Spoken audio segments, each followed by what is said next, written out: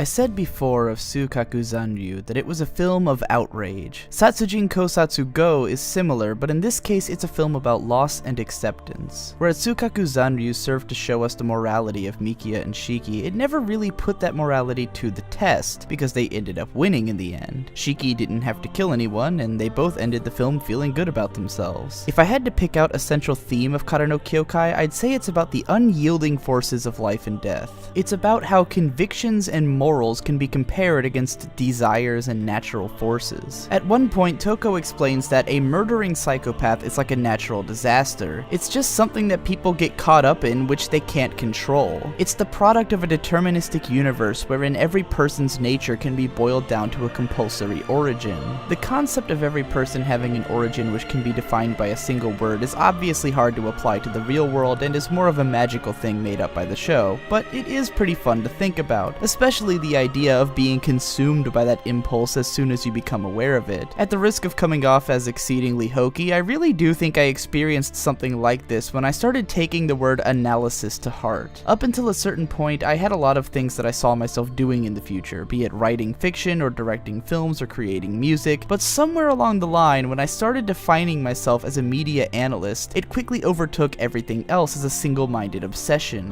Whereas a lot of internet reviewers view their work as something that they do on the side while they pine towards a greater achievement such as making films or video games or becoming a comedian, I really have no desires other than to become the best analyst that I possibly can. All of the other creative endeavors that I used to try have largely fallen by the wayside as analysis has totally consumed me. I don't want to turn this video into an argument for or against the idea of a deterministic universe, but I will say that I firmly believe that any person is the product of how that person is shaped. It's almost totally impossible to predict which elements will result in which aspects of someone's personality because we're talking about nearly infinite variables, but the bottom line is that who you are is the result of all the circumstances which have brought you to where you currently stand. The decisions you make are guided by what kind of person your experiences have made you into, so in a way it's true that you don't have a choice. However, this doesn't mean that you can't be held accountable for your actions. There simply would be no way to function as a society if we let everyone run free on their base impulses. We just have to know that every time we collectively create a monster, it falls not just on that monster to blame, but on society as a whole. We create the monsters, and it's up to us to shoulder that weight, and the only way to do that while retaining our ability to move on is just to suck it up and accept that shit happens. Mikiya is so opposed to death and to murder that he would ask Shiki not to kill at all costs, and would throw his life away to save another. He tells Shiki that he could never forgive her if she killed Shirazumi Leo, even though he inadvertently damns both of them by saying so. Shiki had hoped to kill Leo and then return to Mikiya to prove that she could still live happily, and in the end, that's exactly what she ends up doing. Shiki claims to have lost a lot of things in the end, but it seems like she's mostly lost her regrets and pretenses. She comes to terms with what she really wants out of life, which is happiness and to be with Mikiya, and by the end resolves to have those things no matter what she may have done. Likewise, Mikiya ultimately has to face the reality that he can't always win. Sometimes you just have to be a hypocrite and suck it up. His love for Shiki and desire to be happy outweighs his moral outrage. No matter how hard he believed that Shirazumi could be saved or that Shiki couldn't kill, the reality is that both things were untrue, and in the face of that failure, the only thing left to do is admit defeat, etch it into your heart, and live happily. The hardest step for me in becoming a moral person was that I felt I knew too much. When I realized just how fucked up the world truly is, to the point that pretty much everyone has something bearing down on them which most can barely fight against, I thought there's just no saving anyone. What's the point in trying? But I realized that running away doesn't make me less aware of the bad things I might do. Thinking that I can't stop the world's waste problem doesn't make it feel okay to waste, or thinking that I can't help everyone doesn't make it feel okay to do nothing. As I said in Sukaku Zanryu, morality isn't about saving the world and doing everything right. It's about doing as much as you can and living on even in the face of inevitable loss. It's about fighting the losing battle against death as best you can. I won't comment too much on the whole argument about whether or not someone can kill and retain their humanity, or how many murders a person is allowed to have. All of those things felt like empty semantics to me, which more reflects the personal ideologies of the story itself, which aren't that applicable to the real world unless you happen to feel the same way. The idea of what is or isn't forgivable or what can be lived with in the eyes of something like a greater spiritual or social being isn't very interesting to me. I'm more concerned about how our actions can be handled within ourselves. Moving into more technical areas, I really did love this film. Leo was a great villain as the kind of natural force of evil that could drag Shiki and Mikia down to a place of reconsidering their own ideals. His fights with Shiki are easily the best in the series, and the film is altogether the best directed and most aesthetically pleasing since Fukan Fuke. While Mujun Rasen was without a doubt the most fun to watch, this film had a lot more emotion behind it and felt like it actually carried the soul of the series more than any other. Throughout the entire Kara no Kyoukai series, I always loved seeing the shots of Shiki's room and Toko's office, as I stated back in Fukan Fuke. By showing these locations so often and in so much detail, they gained a sense of hominess and importance. So when Shiki talks about how she wants to return to that room where she has so many fond memories and live there as her home, it struck a powerful chord of longing in me. Likewise, when Toko decided to move, I felt a pang of sadness. Full disclosure, when I originally started this video series, I wanted to copy that sense of space and belonging by showing my room in a similar fashion, but due to my lack of cinematography skills and inability to walk on two legs, it didn't work out. Back in Fukan Fuke, I said that Kara no Kyoukai was visually the kind of story I always wanted to portray back when I wanted to be a director, with its wide-angle shots focused on showing the entire interior of a room and dark urban setting. What made it the ultimate summation and culmination of my interest in the animated medium back in 2010, though, was that it was also the kind of story I wanted to tell. A story filled with psychotic badasses having epic supernatural fights, a story where the main characters would lose body parts or get killed, but those who lived would always be soldiering on. A story where the romance of the main characters would persevere against all hardship and they'd continue living on in the end. Kara no Kyoukai was exactly the story I had always wanted to write. I guess it's not that surprising since my biggest influence had always been Boogie Pop and others, but it still hit me pretty hard back then. However, Kara no Kyoukai is no longer the ultimate summation and culmination of my interests. It no longer reflects the only kind of story I want to tell or see. Over time, I've grown more interested in stories that look outward instead of only looking in. Back in my late teens and early 20s, I was obsessed with myself and with the idea of self-discovery, and an insular story like Kara no Kyoukai with a small cast of characters who are only concerned with themselves really appealed to me. Now I'm more interested in shows that present an entire society, stuff that deals with how changes in the world around us affect our morals not only as individuals but as a group. Ghost in the Shell standalone complex and Psycho-Pass better reflect my interests now, and I suspect that as time goes on, Kara no Kyoukai will continue to feel more nostalgic to me and less relevant. It feels like something written by a young guy, aimed at young people like himself, in which he sought to capture the ideas that he had at that time, and it resonated with me strongly at that age and place in life. Now it more strongly reminds me of where I've come from. Seeing myself in Mikia is no longer a revelation, and loving his relationship with Shiki doesn't fill me with longing the way it used to. I've grown up and I understand myself now, and my concerns and interests have gotten broader. Nevertheless, these films will always hold a special place in my heart. They will always be that perfect reminder of who I was at 19 years old, when the world was just opening up to me. I suspect that dark urban settings, supernatural badasses, violent action, psychotically romantic relationships, anachronic storytelling, stoic hard-ass women who smoke, and morally driven storylines will always be some of my deepest loves, so Kara no Kyoukai will always give me something worth coming back to. Tomorrow night, we're gonna finish this baby off. See ya then.